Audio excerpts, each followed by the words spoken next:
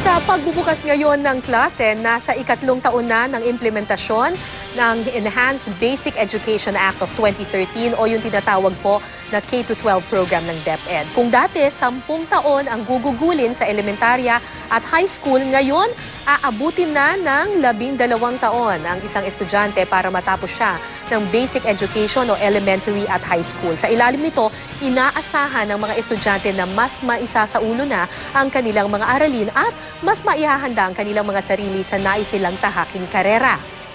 Bago mag-grade 1, kailangan munang dumaan sa kindergarten ang isang estudyante. Alinsunod po ito sa RA 10157.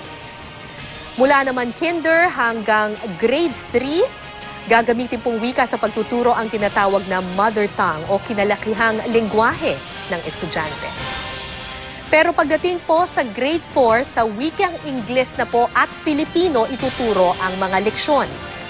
Kabilang pa rin sa core academic areas ang mga asignaturang Math, English, Filipino, Araling Panlipunan, Values Education at MAPE. Sa huling 2 taon naman ng senior high school, ay ito po yung mga grades 11 at 12, pipili na ang estudyante ng track kung academic, technical, vocational o sports and arts. Depende po yan sa kanilang interes. Para yan sa paghasa ng kanilang kaalaman bilang paghahanda sa kolehiyo o di kaya sa trabaho.